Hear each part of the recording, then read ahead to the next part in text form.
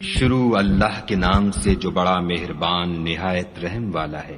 تارے کی قسم جب غائب ہونے لگے کہ تمہارے رفیق محمد صلی اللہ علیہ وآلہ وسلم نہ رستہ بھولے ہیں نہ بھٹکے اور نہ خواہش نفس سے منہ سے بات نکالتے ہیں۔ یہ قرآن تو حکم خدا ہے جو ان کی طرف بھیجا جاتا ہے۔ ان کو نہایت قوت والے نے سکھایا، یعنی جبرائیل طاقتور نے۔ پھر وہ پورے نظر آئے اور وہ آسمان کے اونچے کنارے میں تھے، پھر قریب ہوئے اور آگے بڑھے تو 2 کمان کے فاصلے پر یا اس سے بھی کم۔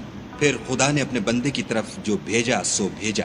جو کچھ انہوں نے دیکھا ان کے دل نے اس کو جھوٹ نہ جانا۔ کیا جو کچھ وہ دیکھتے ہیں تم اس میں ان سے جھگڑتے ہو؟ اور انہوں نے اس کو ایک اور بار بھی دیکھا ہے، پرلی حد کی بیری کے پاس، اسی کے پاس رہنے کی بہشت ہے، جبکہ اس بیری پر چھا رہا تھا جو چھا رہا تھا۔ ان کی آنکھ نہ تو اور طرف مائل ہوئی اور نہ حد سے آگے بڑھی۔ انہوں نے اپنے پروردگار کی قدرت کی کتنی ہی بڑی بڑی نشانیاں دیکھیں۔ بھلا تم لوگوں نے لات اور عزا کو دیکھا اور تیسرے منات کو کہ یہ بت کہیں خدا ہو سکتے ہیں؟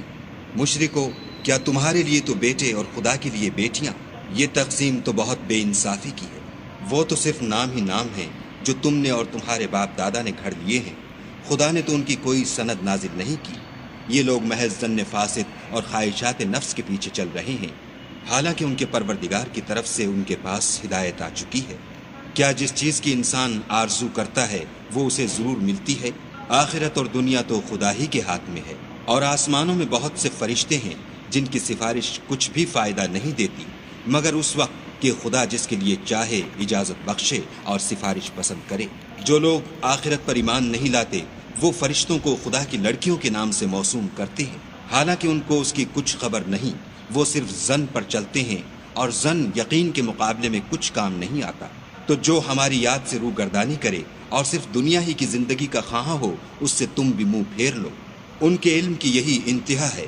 تمہارا پروردگار اس کو بھی خوب جانتا ہے جو اس کے رستے سے بھٹک گیا، اور اس سے بھی خوب واقف ہے جو رستے پر چلا۔ اور جو کچھ آسمانوں میں ہے اور جو کچھ زمین میں ہے سب خدا ہی کا ہے۔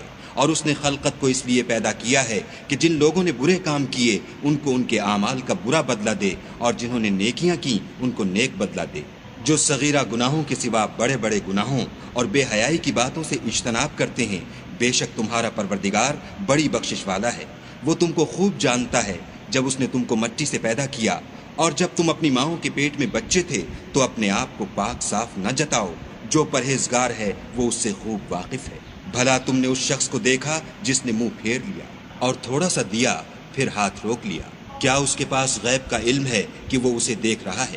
کیا جو باتیں موسیٰ کے صحیفوں میں ہیں ان کی اس کو خبر نہیں پہنچی؟ اور ابراہیم کی جنہوں نے حق اطاعت اور رسالت پورا کیا، وہ یہ کہ کوئی شخص دوسرے کے گناہ کا بوجھ نہیں اٹھائے گا، اور یہ کہ انسان کو وہی ملتا ہے جس کی وہ کوشش کرتا ہے، اور یہ کہ اس کی کوشش دیکھی جائے گی، پھر اس کو اس کا پورا پورا بدلہ دیا جائے گا، اور یہ کہ تمہارے پروردگار ہی کے پاس پہنچنا ہے، اور یہ کہ وہ ہنساتا اور رلاتا ہے، اور یہ کہ وہی مارتا اور جلاتا ہے، اور یہ کہ وہی نر اور مادہ 2 قسم کے حیوان پیدا کرتا ہے، یعنی نطفے سے جو رحم میں ڈالا جاتا ہے، اور یہ کہ قیامت کو اسی پر دوبارہ اٹھانا لازم ہے، اور یہ کہ وہی دولت مند بناتا اور مفلس کرتا ہے، اور یہ کہ وہی شعراء کا مالک ہے، اور یہ کہ اسی نے عاد اول کو ہلاک کر ڈالا، اور سمود کو بھی، غرض کسی کو باقی نہ چھوڑا، اور ان سے پہلے قوم نوح کو بھی۔ کچھ شک نہیں کہ وہ لوگ بڑے ہی ظالم اور بڑے ہی سرکش تھے، اور اسی نے الٹی ہوئی بستیوں کو دے پٹکا، پھر ان پر چھایا جو چھایا۔ تو اے انسان، تو اپنے پروردگار کی کون کون سی نعمت پر جھگڑے گا؟ یہ محمد صلی اللہ علیہ وآلہ وسلم بھی اگلے ڈر سنانے والوں میں سے ایک ڈر سنانے والے ہیں۔ آنے والی یعنی قیامت قریب آ پہنچی۔ اس دن کی تکلیفوں کو خدا کے سوا کوئی دور نہیں کر سکے گا۔ اے منکرین خدا، کیا تم اس کلام سے تعجب کرتے ہو اور ہنستے ہو اور روتے نہیں، اور تم غفلت میں پڑ رہے ہو؟ تو خدا کے آگے سجدہ کرو اور اسی کی عبادت کرو۔ شروع اللہ